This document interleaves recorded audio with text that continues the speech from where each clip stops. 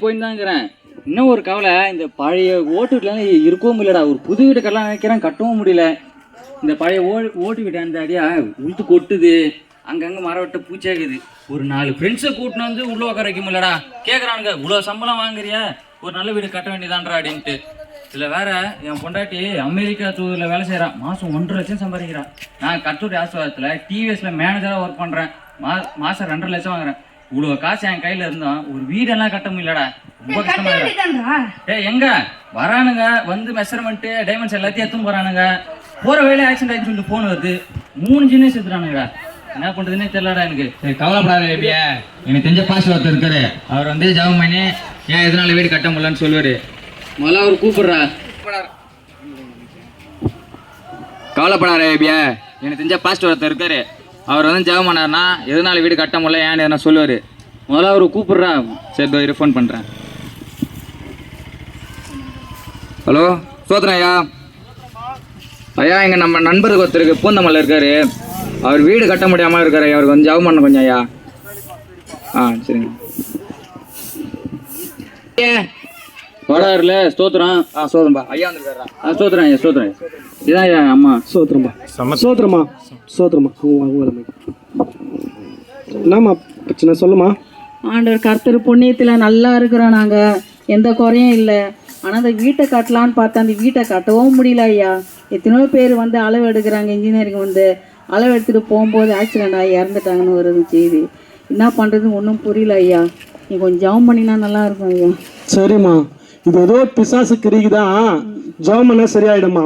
சரி ஐயா, சரிம்மா. பண்ணுங்க ஐயா. ஏசப்பா, இந்த மகள் மேல தேவனுடைய வல்லமை இறங்கட்டம்பா. ஆண்டவரே, இந்த மகள் மேல இயேசுவின் வல்லமை இறங்கட்டம்பா.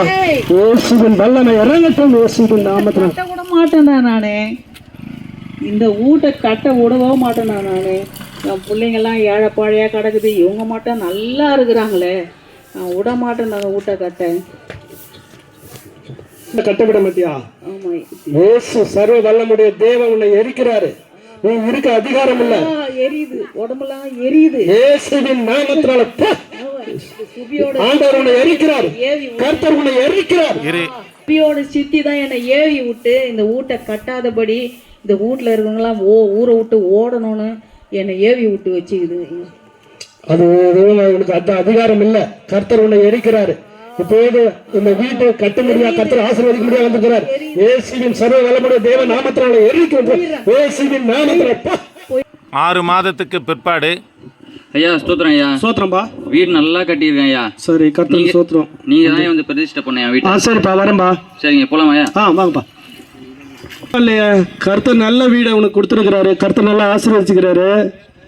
5 ஸ்டார் மாதிரி கட்டிக்கிற கர்த்தர் உன்னை ஆசீர்வாதமா வச்சுக்கிறாரு. பரவாயில்லப்பா. எல்லாம் நீங்க வந்து ஜெபிச்ச பேர் தான் ஐயா, கர்த்தர் கிருபையால தான் ஐயா. ஆமா, ஆண்டவர் உன்னை ஆசீர்வதித்திருக்கிறாருப்பா.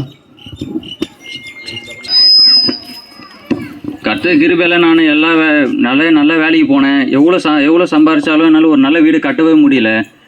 என்னன்னு சொல்லிட்டு என் ஃப்ரெண்டு ஒரு பாஸ்டர் கூட்டின்னு வந்தான்.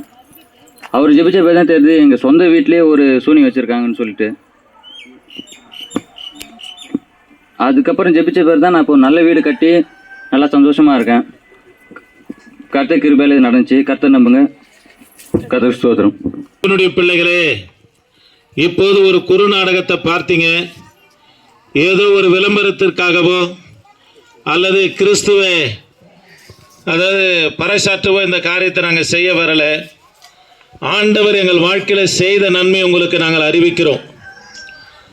வேதம் சொல்லுகிறது, தன்னிடத்தில் வருகிற ஒருவனையும் என் தேவனாகிய கர்த்தர் புறம்பே தள்ளாதவர். இப்போ பார்த்ததான நாடகம் நிஜமா நடந்த சம்பவம். பூந்தமல்லியில் எபினேசர் என்று ஒருவர் இருக்கிறார். டிவிஎஸ் கம்பெனியில் நல்ல உயர் பதவியில் இருக்கிறவர். 1.5 லட்சம் ரூபாய் கிட்ட சம்பளம் வாங்குறாரு. அவங்க மனைவியும் அமெரிக்க தூதரகத்தில் வேலை செய்கிறாங்க, சென்னையில் மவுண்ட் ரோடில். 2 லட்சம் ரூபாய் மாதம் சம்பளம். ஒன்றத்திற்கும் குறைவில்லை. கர்த்தர் அவர்களை ஆசீர்வாதமாக வைத்திருக்கிறார். அவங்களால ஆனால் ஒரு வீடு கட்ட முடியல. பழைய வீடு, ஒரு 60 வருஷத்துக்கு முன்னாடி கட்டின வீடு, ஓடு போட்ட வீடு, அங்கங்கே உளுத்து கொட்டும். அவங்க என்ன முயற்சி எடுத்தாலும் ஒன்றுமே நடக்கலை. நிஜமாக நடந்த சம்பவத்தை சொல்லுகிறேன். இன்ஜினியர் வருவாங்க, அளவு எடுப்பாங்க, இவ்வளோ ஆகும் இன்னும் ஆகும் அப்படின்னு சொல்லிட்டு நாளைக்கு வேலையை ஸ்டார்ட் பண்ணலான்ட்டு புறப்பட்டு போவாங்க. ஒரு 10 நிமிஷம் கழிச்சு ஃபோன் வரும், இன்ஜினியர் ஆக்சிடென்ட் ஆகி செத்துட்டாருன்னு. இது போல் 3 முறை 3 இன்ஜினியரும் மரித்து போனாங்க. இவங்களுக்கு ஒரே துக்கம், யாரன்னா கூப்பிட்டு நம்ம வேலை செய்ய வச்சு மரித்து போகிறாங்களேன்னு சொல்லி அந்த குடும்பம் சோர்ந்து காணப்படும் போது சோனாம்பேட்டில் இருக்கிற எனக்கு ஃபோன் வந்தது. புறப்பட்டு போனோம். ஜோம் அண்ணா, அந்த எபினேசருடைய தாயாருக்குள்ள ஒரு அசுத்தாவி வருது. செய்வின சொந்த சித்தா குடும்பமே இவங்க பேரும் புகழுமாய் வசதியும் வாழ்ப்புமாய் இருக்கிறாங்களே, நம்முடைய பிள்ளைகள் ஒன்றும் இல்லாமல் போயிடுச்சேன்னு சொல்லி அந்த குடும்பம் ஒன்றுத்துக்கு ஈரேடாதபடி அந்த ஊரை விட்டு ஓடும்படியாய் அந்த குடும்பத்திற்கு செய்வன பண்ணாங்க. போய் ஜெபம் பண்ண போது என் தேவனாகிய கர்த்தர் அந்த குடும்பத்துக்கு விடுதலை கொடுத்தார். வெறும் 6 மாசத்துல போயிட்டு பிரதிஷ்டை, ஐயா வீடு கட்டி முடிச்சாச்சு, பிரதிஷ்டை பண்ணுறதுக்கு வாங்கன்னு சொல்லி என்னிடத்துல பத்திரிக்கையோடு வந்தாங்க. ஜெபம்ன்ட்டு போய் பார்த்தா நான் அது போல் வீடை இது வரைக்கும் பார்த்தது இல்லைங்க. 5 ஸ்டார் ஹோட்டல் மாதிரி வீடை கட்டி வைத்திருந்தாங்க.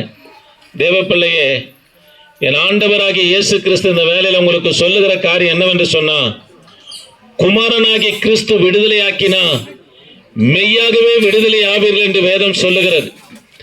எதனால நீங்க கட்டப்பட்டு இருக்கிறீர்களோ, வியாதி நிமித்தமாய், மாந்திரிகத்தின் நிமித்தமாய், தரித்திரத்தின் நிமித்தமாய், கவலை நிமித்தமாய், கண்ணீர் நிமித்தமாய், எதனால நீங்க கட்டப்பட்டு இருக்கிறீர்களோ இதிலிருந்து விடுதலை தருவதற்கு ஒரே வழி என் தேவனாகிய இயேசு கிறிஸ்து மாத்திரம்தான். உங்கள் மத்திய சுவிசேஷத்தை அறிவித்துக் கொண்டிருக்கிற எனக்கும் கூட ஒரு விபத்துக்குள்ளாகி 2 வருஷம் பைத்தியமாய் காணப்பட்டேன். போகாத கோயில் அல்ல, போகாத ஹாஸ்பிட்டல் அல்ல, எல்லாம் தேடி பார்த்து முடிஞ்சு கடைசியா எங்க அம்மா சொன்ன ஒரு காரியம், இனி இவனுக்காக பிரயாசப்படுறது ஒன்றும் பிரயோஜனம் கிடையாது, பையன் எலும்பும் தோலும் ஆயிட்டான், ஏன்னா மருந்து கொடுத்து கருணை கொலை போல பண்ணிடலாம், இவன் படுகிற பாடை என்னால் பார்க்க முடியலன்னு சொல்லி எங்கள் அம்மா என்னை பிடிச்சி நான் எழுதாங்க. தேவப்பிள்ளையே, எங்கள் அண்ணன் என்னை சர்ச்சுக்கு கூட்டின்னு போனார். போயிட்டு சபையில் 3வது மாடியில் இருக்கிற சபையில் உட்கார்றேன். எங்கள் பாஸ்டர் பிரசங்கம் பண்ணுகிறார். கர்த்தருடைய வல்லமை என் மேலே இறங்குது. தூக்கி வீசப்பட்டேன். திரும்ப வந்து உட்கார்ந்தேன். தேவப்பிள்ளைகள், அன்னைக்கு என் தேவனாகி கர்த்தர் சுகத்தை கொடுத்தார். சுகத்தை கொடுத்தது மாத்திரமல்ல, தரிசனம் கொடுத்து சூனாம்பேடு பகுதியில் போய் ஊழியம் செய்ய என்று சொன்னார். 18 வருஷம் அந்த இடத்துல ஊழியம் செய்ய முடியாது தேவனாகி கர்த்தர் கிருபை செய்தார். ஆக இந்த வார்த்தையை கேட்கிற கண்பான தேவனுடைய பிள்ளைகளே, என் ஆண்டவராகி இயேசு கிறிஸ்து, நீ வியாதியா இருக்கவோ, மாந்திரிகத்தில் இருக்கவோ, தரித்திரத்தில் இருக்கவோ, அவர் பிரியப்படுகிற தேவன் அல்ல. காரணம் என்னவென்று சொன்னா, நம்முடைய பாடுகளை, நம்முடைய துக்கங்களை, நம்முடைய கவலையை, நம்முடைய கண்ணீரை 2000 ஆண்டுகளுக்கு முன்பதாக அவரை விசுவாசித்தா போதும். அவரை உன் இருதயத்துல நம்பி, ஆண்டவரே என் வாழ்க்கையில வாங்கப்பா என்று ஆண்டவராகி இயேசு கிறிஸ்துவை நோக்கி நீங்க கூப்பிடுவீர்களா, உங்கள் வாழ்க்கையில தேவனாகிய கர்த்தர் அற்புதம் செய்வார். வேதத்திலும் உங்களை 18 வருஷ காலமாய் நிமிர முடியாத கூனி பலவனப்படுத்தி வைத்திருந்தது பிசாசு. ஆண்டவர் தொட்ட மாத்திரத்தில் விடுதலையானாங்க. நிமிர்ந்து நிற்கும்படி கர்த்தர் செய்தார். ஆக என்ன செய்தாலும் வாழ்க்கையில ஒரு உயர்வு இல்லையா, நிம்மதி இல்லையா, சமாதானம் இல்லையா, சுகம் இல்லையா, கர்த்தரை தேடி வருவாயானா என் தேவனாகிய கர்த்தர் உனக்காக சுகத்தை தருவார், உனக்கு விடுதலை தருவார். ஆண்டுடைய வேதம் சொல்லுகிறது, திரும்பவும் சொல்றேன், இந்த இயேசு விடுதலையாக்கினால் மாத்திரம்தான் உங்களுக்கு விடுதலை. இந்த இயேசு உன் மேல கிருபை வைத்தாதான் உனக்கு மறுவாயும். இந்த ஆண்டவராகிய இயேசு கிறிஸ்துவை நீ முழங்கால் படியிட்டு முழு இருதயத்தோடு நோக்கி கூப்பிடுவாயனா இன்றைக்கே உன் வாழ்க்கையில ஒரு விடிவெளியை காணும்படி என் தேவனாகிய கர்த்தர் செய்வார். ஆக ஆண்டவரை நோக்கி பாருங்க. இந்த மாலை வேளையில நாங்கள் உங்களுக்காக ஜெபிக்கிறோம்.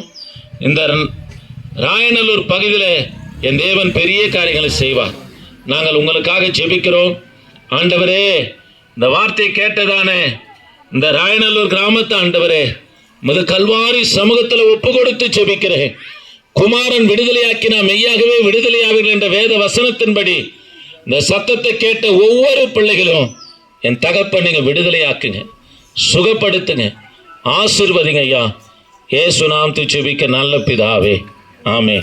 உங்களுக்கு யாராயிலும் ஜெபிக்க வேண்டும் என்று சொன்னா எங்களிடத்துல வாருங்க, உங்களுக்காக நாங்கள் ஜெபிக்கிறோம். கர்த்தர் பெரிய காரியங்களை செய்வார். ஆமென்.